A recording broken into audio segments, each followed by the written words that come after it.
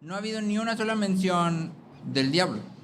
Pero aquí pareciera ser que aparece como de pronto, como ¿qué tiene que ver todo lo que nos has dicho antes con esto?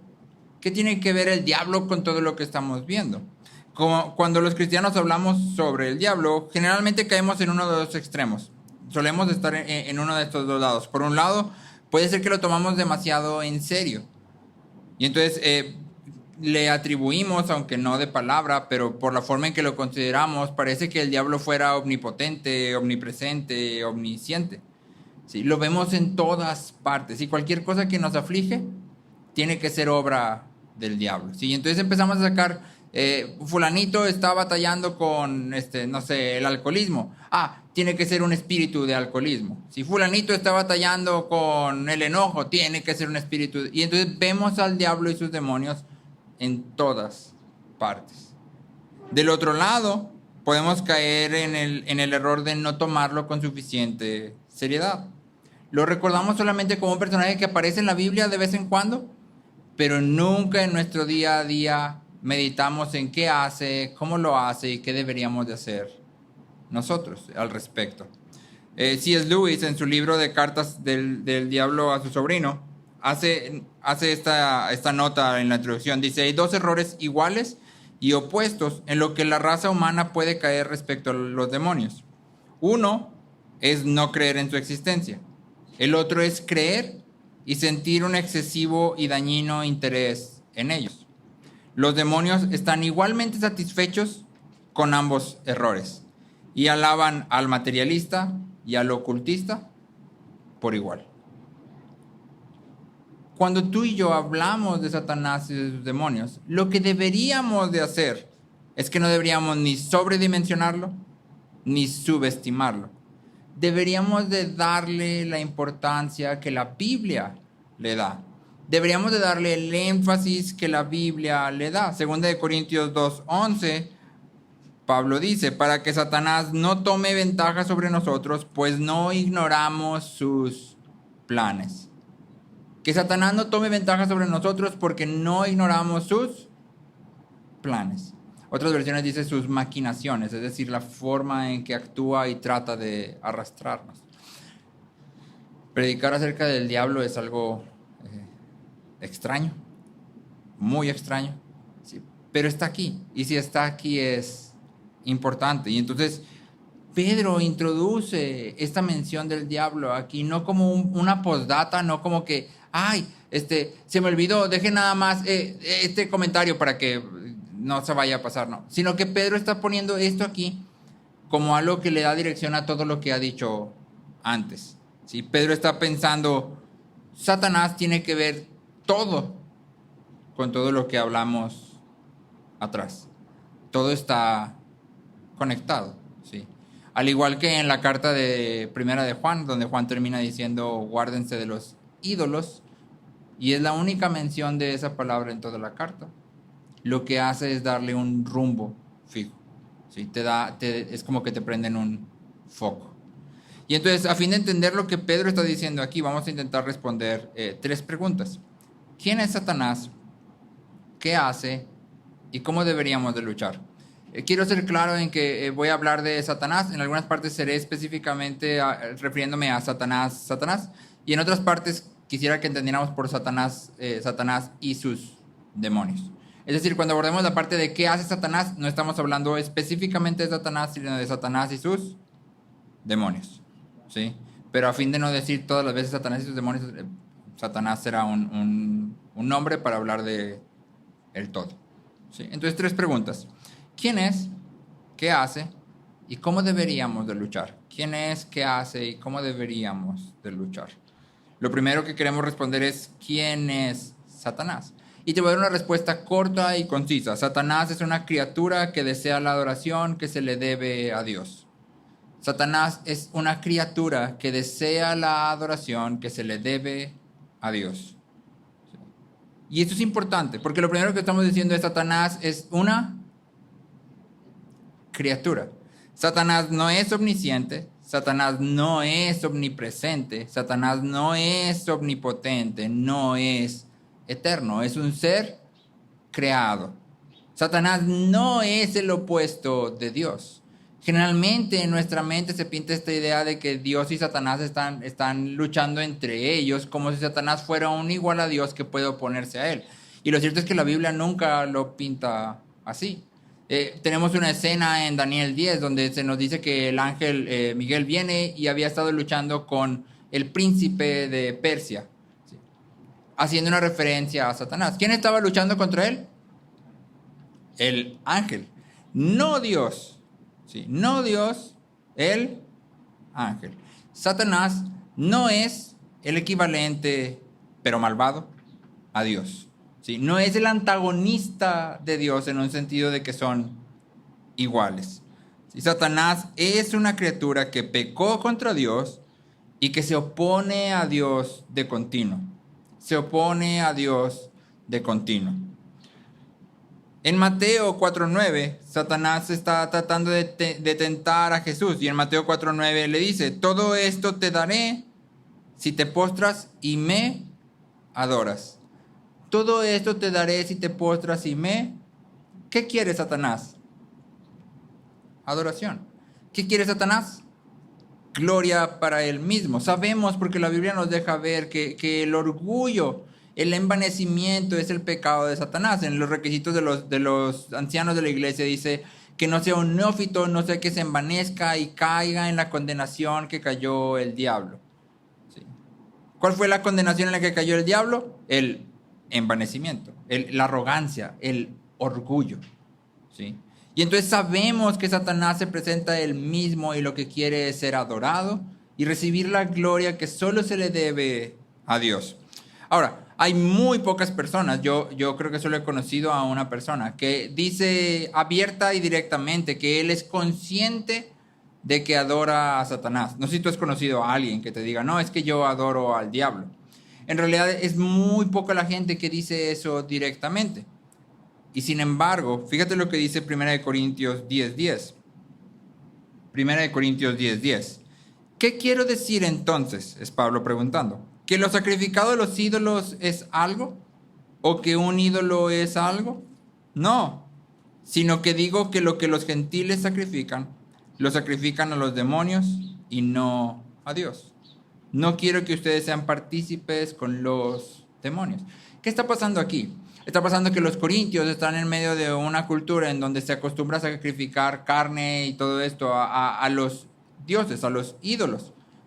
Y Pablo dice, bueno, los ídolos no son nada, pero el problema está en que cuando tú sacrificas a los ídolos, en realidad estás sacrificando a los demonios.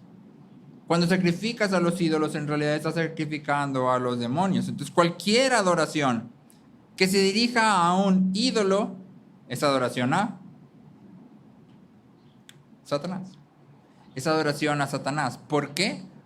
Porque está dentro del marco de lo que Satanás quiere. ¿Sí? Está dentro de lo que Satanás desea, que es Dios no debe recibir nada.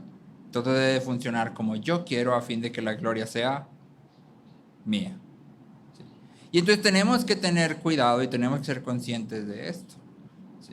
Sacrificar o participar, porque es también una cuestión aquí, participar de servicios dirigidos a ídolos es participar de adoración a los demonios. Participar en la adoración de algún ídolo, por ejemplo, un ejemplo más que llega un poquito más cerquita a nuestra casa. Si tú estás adorando el dinero, estás en realidad rindiendo tu adoración a Satanás. ¿Sí? Eso es lo que estás haciendo. ¿Sí? O sea, pensamos, bueno, adoración a Satanás, adoración al dinero, adoración a Dios. Pero no es así como la Biblia lo presenta. ¿Sí? Adoración al dinero es adoración a Satanás. ¿Sí? Ahora sí que solo hay de dos sopas.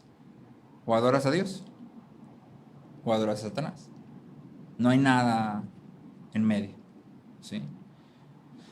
En el contraste que podemos ver que se pinta a través de la Biblia, y sobre todo en el Nuevo Testamento, entre Dios y Satanás, y el contraste que Pedro presenta aquí es asombroso.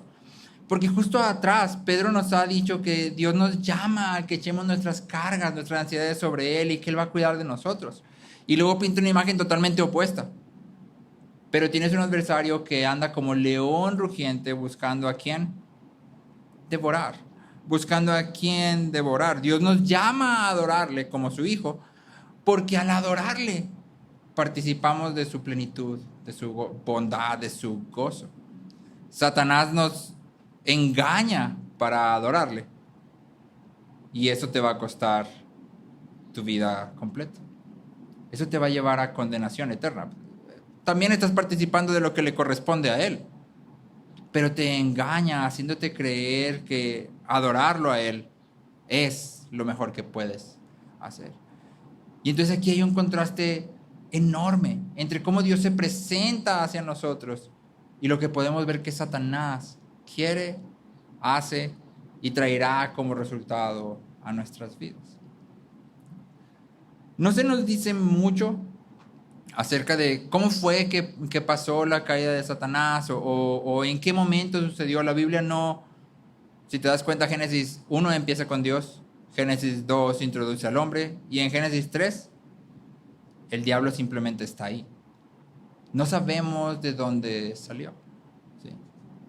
Hay algunos pasajes en Isaías, en Ezequiel, que algunos usan para decir que habla de Satanás, pero nada en los textos mismos nos dirige hacia allá.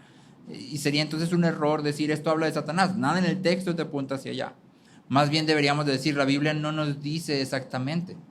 Porque lo importante no es, pero ¿en qué momento? ¿Pero cómo pasó? ¿Pero pues qué estaba haciendo? Lo importante es, es real y es un adversario. Quiere devorarnos. ¿Sí? Entonces, ¿quién es Satanás? Satanás es una criatura que desea la adoración que se le debe a Dios. ¿Sí? Ok, número 2. ¿Qué hacen Satanás y sus demonios? ¿Qué hacen Satanás y sus demonios? Pudiéramos hablar de muchas de las cosas que la Biblia presenta que Satanás y sus demonios hacen. El libro de Job es un buen estudio de lo que Satanás y los demonios hacen, desde matar a personas hasta infligir enfermedades, modificar el clima, transformar o manipular la... Todo eso son parte de las cosas que Satanás y sus demonios pueden hacer.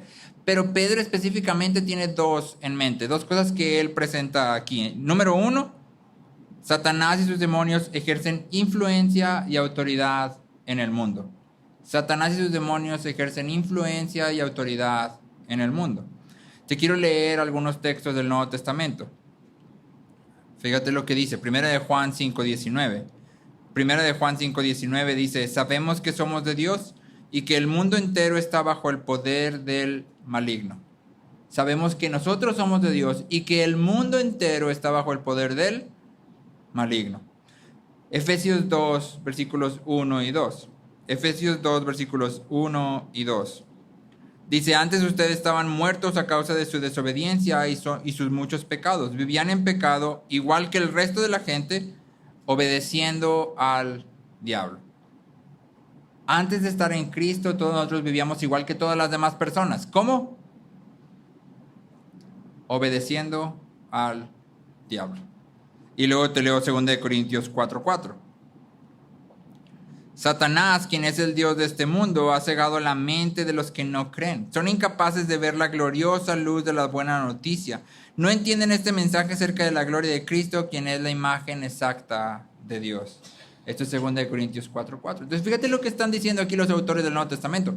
Hay algunos textos más, por ejemplo, en 1 de Timoteo 4, creo que es, Pablo le dice a Timoteo que el siervo de Dios no debe ser contencioso, ¿sí?, sino bondadoso, para que reprenda a los que se oponen con ternura, con mansedumbre. Porque tal vez Dios les dé el arrepentimiento y ellos puedan ser librados del lazo de Satanás. Y entonces la idea que los autores del Nuevo Testamento presentan es clara. Fuera de Cristo estás bajo el gobierno de Satanás. Fuera de Cristo estás haciendo una cosa. Estás haciendo la voluntad de Satanás. Estás obedeciendo a Satanás. Aun si tú dices, no, pero es que yo ni siquiera creo en eso. No importa. No tienes que creer en eso. Tienes que saber que la Biblia presenta esta verdad. Y esto es algo, no es popular para predicar esto. Si nadie dice, ay, sí, cuéntame. Pero esto es lo que la Biblia dice. Fuera de Cristo, todas las personas están bajo el gobierno y la influencia de Satanás. Y Satanás ha cubierto sus ojos, los ha cegado, de manera que no puedan ver la gloria de Cristo. Y es por eso que tú y yo, cuando compartimos el Evangelio, oramos que Dios transforme sus corazones, los corazones de las personas, y oramos que Dios obre, porque no nada más es una cuestión de la persona en sí misma, también hay alguien que se opone al mensaje del Evangelio. Por eso oramos cuando compartimos, por eso estamos continuamente presentando lo que estamos haciendo delante de Dios, porque no es nada más una cuestión de nuestra mente y nuestro corazón. Satanás es real y ejerce una influencia real sobre las personas. La pregunta para ti y para mí, la pregunta más importante es: ¿dónde estamos? ¿Dónde estamos? ¿Estás en Cristo o estás bajo el gobierno de Satanás? ¿Estás en Cristo, unido a Cristo mediante la fe? No te estoy preguntando si estás haciendo las cosas que los cristianos hacen. Te estoy preguntando: ¿dónde está tu corazón? ¿Qué es lo que realmente deseas? ¿Dónde estás? ¿Estás en Cristo, deseando a Cristo, buscando a Cristo? ¿O estás bajo la influencia de Satanás, obedeciendo a Satanás y haciendo lo que Satanás quiere que hagas? ¿Dónde estás? Un punto importante aquí es: la influencia del maligno no absuelve a nadie de la responsabilidad de sus acciones. La influencia del maligno no absuelve a nadie de la responsabilidad de sus acciones. Tú nunca vas a poder decir: es que Satanás me obligó a hacerlo. Eso no funciona así. La Biblia es clara que todos somos tentados conforme a nuestras propias pasiones, ¿sí? Concupiscencias en alguna versión. No podemos culpar a Satanás. El diablo me obligó a hacerlo. Es una excusa. Todos somos responsables de las decisiones que tomamos. Aunque no todo lo que sucede puede ser atribuido a Satanás, porque Satanás otra vez no es omnipresente ni omnipotente. No todo lo que sucede en el mundo y en nuestras vidas puede ser atribuido directamente a Satanás. Sí debemos reconocer que hay una influencia maligna detrás de lo que se opone a Dios en el mundo, ¿sí? En la cultura y en la iglesia. Es decir, cuando vemos que en el mundo de manera global la tendencia va en contra de Dios, no es simplemente una cuestión del mundo como personas físicas, también hay una influencia maligna, espiritual. Cuando vemos en nuestra cultura que cada vez que avanza el tiempo, parece ser que lo que Dios llama malo, la cultura llama bueno y lo defiende con más ímpetu y lo quiere presentar y incluso quiere obligarnos a que lo abracemos como bueno y no critiquemos y no digamos nada en contra. No es simplemente la cuestión de las personas que están ellas actuando solas. Es que todas las personas que están fuera de Cristo están bajo la soberanía, bajo la influencia de Satanás, y en esa influencia están siendo empujados. Y sucede lo mismo cuando vemos dentro de la iglesia, cuando vemos falsos maestros, divisiones, discusiones, problemas, ¿sí? ¿Quién está empujando todo eso? Satanás. En Apocalipsis 2:10, Jesús afirma que Satanás, mediante los procesos legales de Esmirna, va a arrojar un grupo de creyentes en prisión. Jesús dice: Satanás va a arrojar a algunos de ustedes en prisión. Eso no significa que literalmente se les va a aparecer Satanás y los va a arrastrar hasta la cárcel. ¿Qué significa? Que las autoridades de la ciudad donde están van a empezar una persecución y algunos de los cristianos van a ser llevados a la cárcel. ¿Y quién está provocando esto? Satanás. En Job 1:17 vemos que un grupo de caldeos son influenciados para robar el ganado de Job, porque te acuerdas que Satanás viene delante de Dios y Dios le dice que sí, y luego de repente empiezan a pasarle todas las calamidades que le pasan a Job, y parte de las calamidades son realizadas por hombres. Pero sabemos, porque Dios nos deja ver el detrás del telón en la historia de Job, que Satanás está orquestando todo esto. Y entonces Satanás ejerce una influencia real. Y cuando Pedro menciona esto aquí, lo que Pedro está haciendo es colocar la persecución de los cristianos en perspectiva. ¿Sí? O sea, Pedro les está diciendo, tenemos que ver esto desde arriba, verlo desde la perspectiva de Dios. La cuestión de la persecución de la iglesia no es simplemente una cuestión de gobierno contra creyentes o de cultura contra los creyentes. ¿Sí? Pedro les está diciendo lo mismo que Pablo les dice a los efesios. El problema aquí no es que ustedes están luchando contra personas o contra un gobierno específico. Hay algo detrás de esto. ¿Sí? Los creyentes, como la iglesia de Cristo, se encuentran en medio de la gran batalla cósmica entre el bien y el mal. Estamos ahí en medio. Y entonces Pedro les dice, ve el conflicto como lo que realmente es. Esto es mucho más grande que solo tú y tu cultura y tu gobierno. Esto es cósmico. Y cuando Pedro nos invita a ver así el sufrimiento, nos debería de traer esperanza. Solemos tener miedo de hablar de Satanás. ¿Sí? Los creyentes lo tratamos como una parte de un tema tabú. ¿Sí? No se dice mucho. Es un poco como el que no debe ser nombrado. Nadie quiere decir su nombre. ¿Sí? Yo conocí a una familia que se fue de una congregación porque en una clase de niños a los niños se les mencionó el nombre de Satanás y se les enseñaron algunas cosas y ellos se fueron de esa congregación. ¿Sí? Porque ellos decían, no, es que nosotros no creemos en Satanás. Creemos en Dios y en los cristianos, pero no creemos en Satanás. Ahora es imposible creer en lo que la palabra dice sin creer en Satanás, porque la Biblia habla del diablo, de Satanás. Pero cuando Pedro nos lleva a considerar a Satanás, no nos está haciendo que tengamos miedo. ¿Qué está haciendo? Nos está dando esperanza. Cuando Pedro menciona al diablo, no es para que los creyentes digan, no, entonces esto está bien grandototote y es el diablo, ay, no, qué horrible, qué terror, qué miedo. No es, a ver, ve esto desde la perspectiva correcta. Satanás está detrás de esto y eso es una buena noticia. ¿Por qué? Porque Pedro ya nos dijo que Jesús está a la diestra de Dios, habiendo subido al cielo después de que le habían sido sometidos ángeles, autoridades y potestades. Jesús ya ascendió al cielo y debajo de sus pies han sido sometidos ángeles, autoridades y potestades. Y entonces cuando Pedro viene y te dice, oye, es que todo esto es la influencia del maligno, pero todo eso está bajo los pies de Jesús, ¿qué te está diciendo? Ya le hiciste, ¿no? La victoria está garantizada. Cristo ya ha vencido.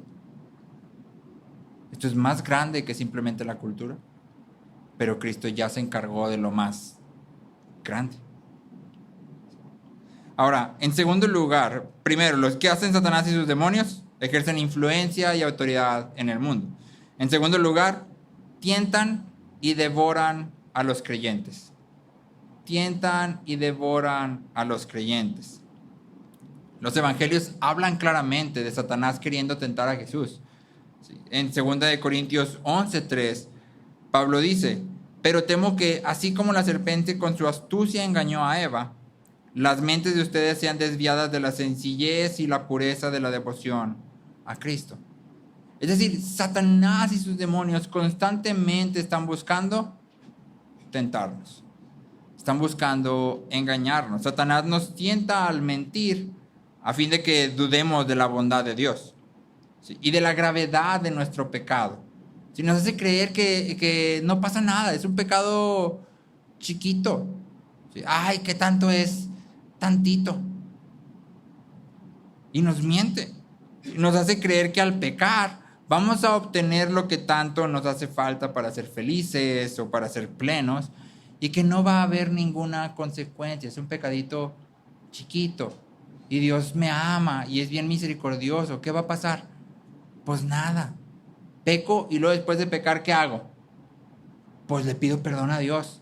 Si estuvo muy feo mi pecado, pues lloro y me siento así bien culpable un rato y luego ya no pasa nada. Sí. Thomas Boston, en un libro que se llama Preciosos Remedios contra las artimañas de Satanás, dice: Satanás muestra la carnada y esconde el anzuelo. Presenta el placer, la ganancia que puede fluir hacia el alma si te rindes al pecado, y esconde la ira y la miseria que con seguridad fluyen de pecar. Con este engaño enredó a nuestros primeros padres. Les dijo: sus ojos serán abiertos y serán como Dios.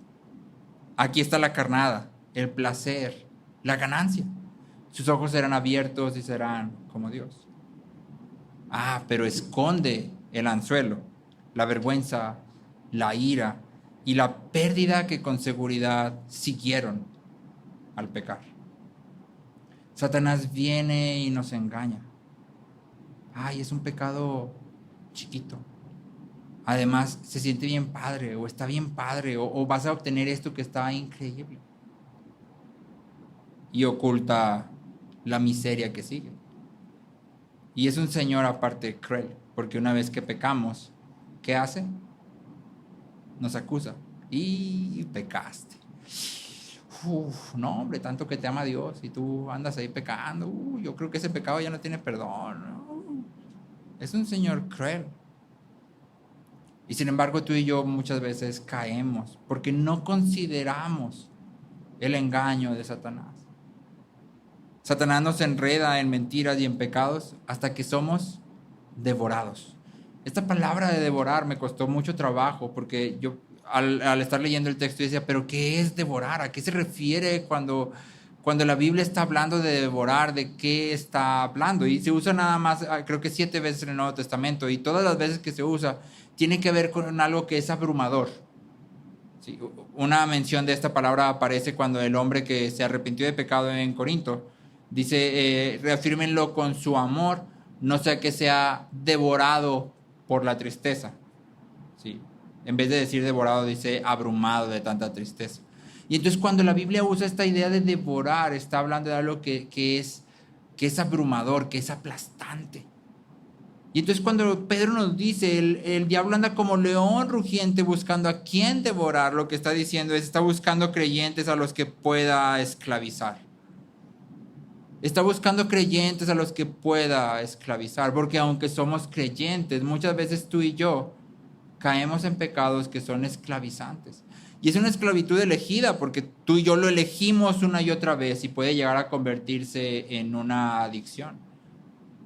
Y puede llegar a convertirse en algo con lo que no sabemos cómo luchar y no sabemos cómo salir.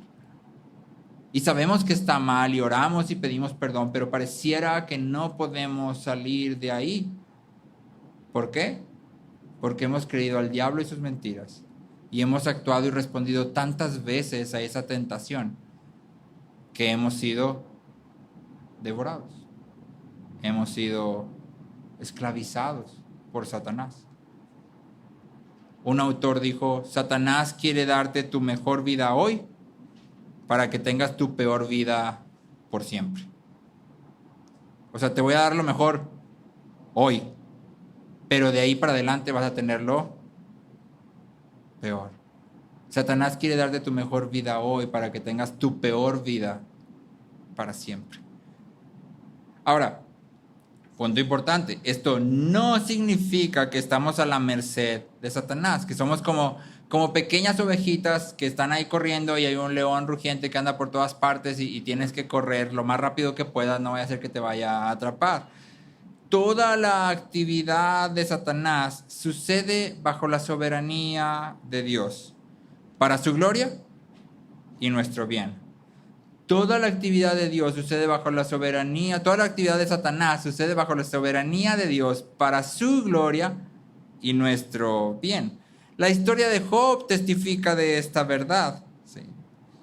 Job pasa por algo terrible, pero al final del libro de Job, Job dice, antes de oídas te había oído, pero ahora mis ojos te ven. Es decir, la vida de Job da un paso hacia adelante, hacia mejor, después de todo lo que Satanás hace. Y todo lo que Satanás hace, solo lo puede hacer porque Dios lo permite. Porque te acuerdas en Job, la primera escena que vemos es Satanás viene y se presenta delante de Dios. Y luego, ¿qué hace? Pide permiso. Pide permiso. Satanás no puede ir y hacer lo que quiera. Tiene que pedir permiso. Podemos también pensar en las palabras de Jesús a Pedro. Jesús le dice a Pedro, Satanás ha pedido zarandear a cada uno de ustedes como si fueran trigo. Satanás ha pedido zarandear a cada uno de ustedes como si fueran trigo. Y es hermoso, es increíble ver lo que Jesús le dice. Y le dice, pero yo he pedido por ti, yo he orado por ti para que tu fe no falle. Y cuando vuelvas, fortalece a tus hermanos.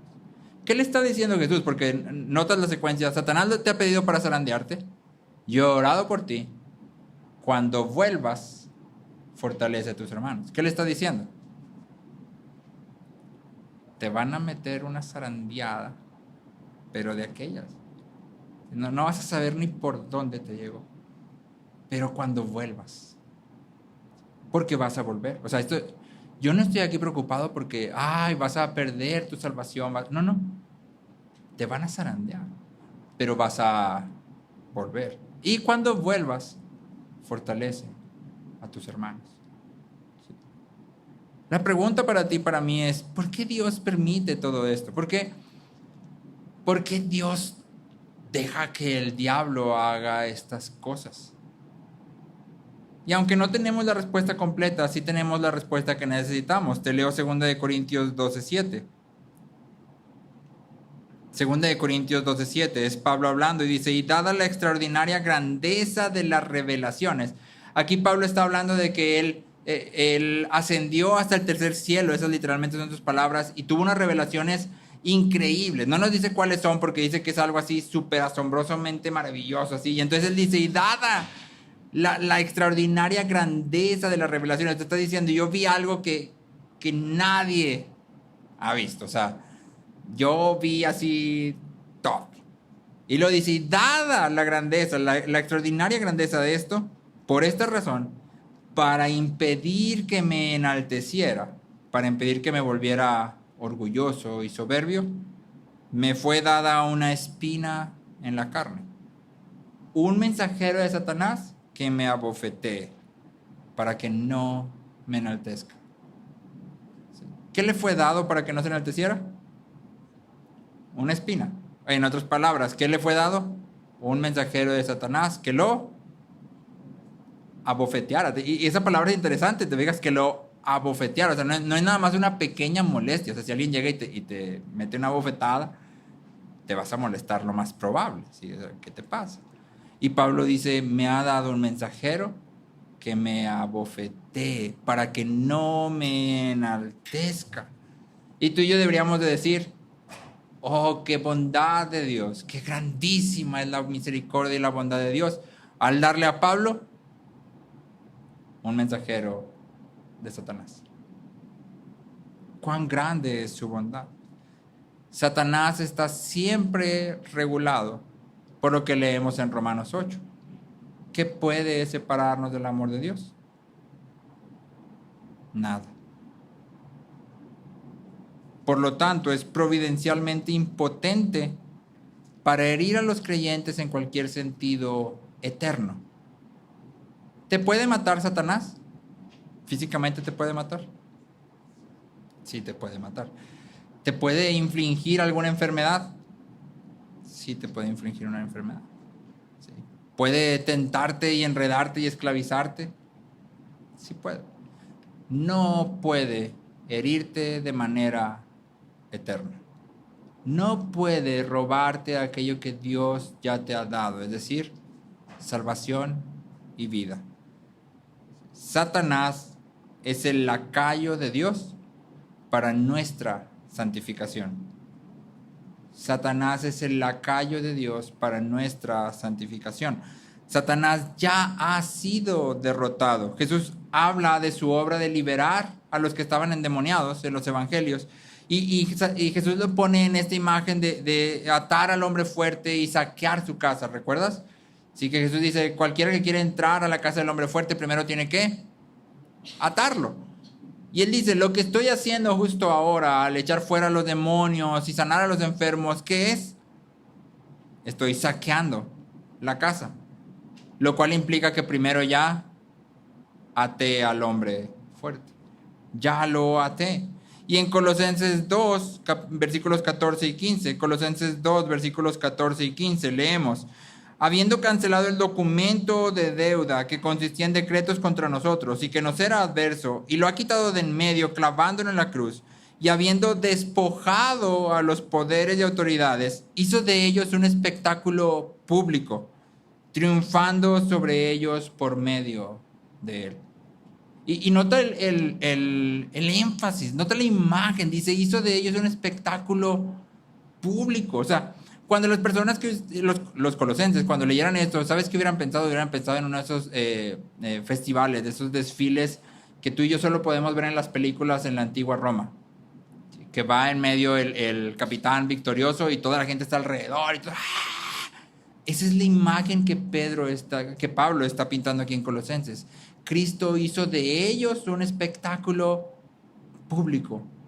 Todos pudieron ver que Satanás y sus demonios fueron derrotados. Han sido vencidos. Mediante su vida, muerte y resurrección, Cristo ha derrotado totalmente a Satanás.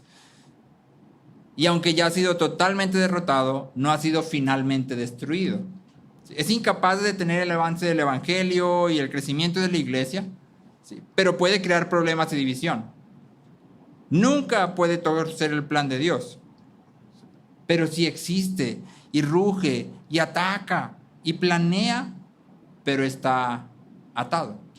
En el libro del Progreso del Peregrino, John Bunyan pinta al diablo como un león feroz, pero encadenado. Es un león feroz, grande, horrible, que da miedo, pero está encadenado. El diablo no tiene autoridad o poder sobre el cristiano. Nuestro Salvador es victorioso. Y tú y yo deberíamos vivir a la luz de esa victoria. Sin embargo, debemos de reconocer que el diablo busca tentarnos y devorarnos. El diablo busca tentarnos y devorarnos. Y entonces la tercera pregunta que queremos hacer es ¿cómo luchamos contra este enemigo? Porque la idea de Pedro aquí no es nada más date cuenta que hay un adversario, sino te está diciendo como hay un adversario, tú tienes que hacer esto. Como hay un adversario, esto es lo que a ti te corresponde. Y entonces la pregunta es ¿cómo? ¿Sí? Pedro nos dice aquí tres cosas.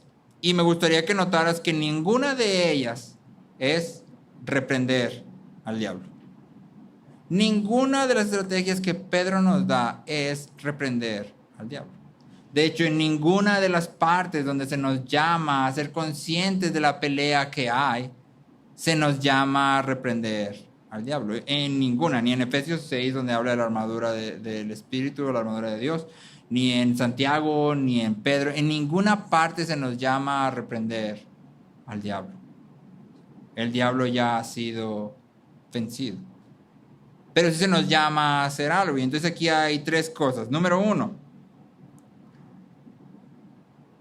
Pedro acaba de llamarnos a humillarnos y echar toda nuestra ansiedad sobre Dios. Y Santiago hace exactamente lo mismo. En Santiago 4:7 dice, Santiago 4:7, por tanto, sométanse a Dios, resistan pues al diablo y huirá de ustedes. O sea, paso número 1, sométete a Dios. Paso número 2, resiste al diablo. ¿Quieres saber cómo luchar contra el diablo? Paso número 1, humíllate delante de Dios. Sométete a su voluntad. La lucha del cristiano no se trata de una lucha en mi propio poder. No se trata de lo que yo estoy haciendo o no estoy haciendo, sino se trata de la fuerza de nuestro Dios. Los creyentes deberíamos de depender de nuestro Dios, de manera que en su poder seamos capaces de resistir. Humildad y dependencia. Eso es lo primero, humildad y dependencia. Tanto aquí como en Santiago, la batalla comienza con una postura de humildad. De manera práctica, esto significa abandonar la queja, la amargura, el enojo. Calvino aplica esta enseñanza hablando acerca de aquellas personas que pecan contra nosotros. Y Calvino dice, cuando alguien peca contra ti, te ofende, te agrede, te mete en la cárcel, puedes saber que detrás de él hay una influencia maligna. Pero al mismo tiempo puedes saber que detrás de la influencia maligna hay providencia divina. Y entonces no importa lo que hagan contra ti, tú puedes saber que en última instancia es la providencia divina y bondadosa la que está orquestando todo eso. Y entonces lo deberías de recibir con humildad. Sí hay una influencia maligna, pero Dios tiene el control de todo. Tal vez este es un mensajero de Satanás que me está bofeteando bien duro para que yo no me enaltezca, para que yo no me pierda, para que yo no me desvíe, para que yo, igual que Job, crezca. Detrás de todo lo que Satanás hace, Dios está obrando. Número 2, Pedro nos llama a ser sobrios y estar alertas. Ser sobrios y estar alertas. Es decir, nos está llamando a pensar claramente y a observar nuestra vida con cuidado. ¿Sí? A pensar claramente y a observar nuestra vida con cuidado. La Biblia nos llama de cuidarnos de las zorras pequeñas. ¿Sí? Es decir, deberíamos de tener cuidado de las cositas que parecen chiquitas, pero con el efecto acumulativo del tiempo van a traer problemas grandotes. O de las cosas que parecen pequeñitas, pero en el tiempo acumulado van a generar sobre nosotros esclavitud. Vamos a terminar siendo devorados por las cositas chiquitas. Deberíamos de tener cuidado de todas las áreas de nuestra vida. Desde lo más sencillo hasta lo más complejo, deberíamos de examinarlo con cuidado. Leíamos ahorita al principio el Salmo 139. Escudriñame y ve si hay en mí camino de maldad. Y cuando el salmista le pide escudriñame, no le está diciendo, bueno, pues tú sabes. Le está diciendo, ayúdame a verme a mí mismo, de manera que pueda hacer lo que tengo que hacer. Cuando hablamos de sobriedad, estamos hablando de pensar claramente. Y esto tiene dos puntos. ¿Sí? 2 puntos importantes. Por un lado, si queremos pensar claramente, deberíamos de no embriagarnos con el mundo. No embriagarnos con el mundo. Es decir, deberíamos de ser claros con las ideas que el mundo nos está presentando y que nosotros estamos comprando. Porque a veces estamos tan envueltos en lo que el mundo dice, que lo que el Evangelio dice nos parece extraño, nos parece fuera de lugar, nos parece como que algo tiene que estar mal, o lo estoy malentendiendo, o así no debería de ser. ¿Por qué? Porque no estamos pensando claramente, el mundo nos ha embriagado. Y entonces, por un lado, deberíamos de cuidarnos de no embriagarnos por el mundo. Y por el otro, si queremos pensar claramente, necesitamos un marco de referencia verdadero, correcto. ¿Cuál es el marco de referencia verdadero? La palabra es el marco de referencia verdadero. Y eso implica que tú y yo deberíamos de pasar tiempo en la palabra. ¿Sí? Deberíamos de pasar tiempo en la palabra. Aquí también somos llamados a tener cuidado de las cosas que la Biblia nos enseña que dan lugar al diablo. Una de las cosas que es muy clara es el enojo. Cuando tú y yo nos enojamos pecaminosamente o nos enojamos justamente, pero por un tiempo demasiado prolongado. Pablo nos dice en Efesios que le estamos dando lugar al diablo. Cuando nos enojamos pecaminosamente le estamos dando lugar al diablo. Le estamos dando lugar al diablo. ¿Y qué crees que va a hacer Satanás con el lugar que le estás dando?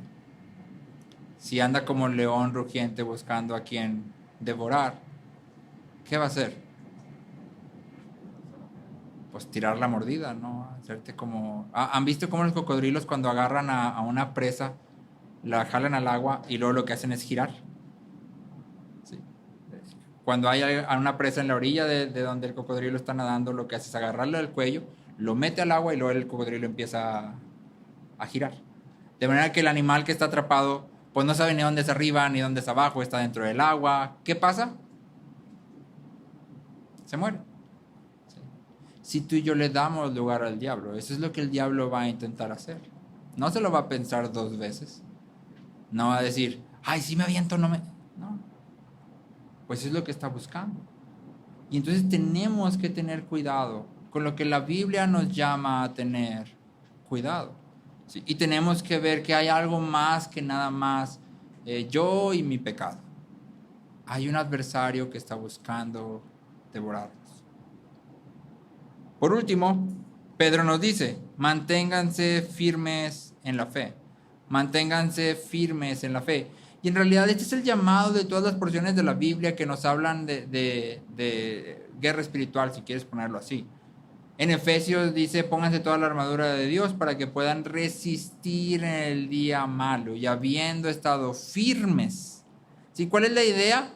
La idea es la de resistir y estar firmes.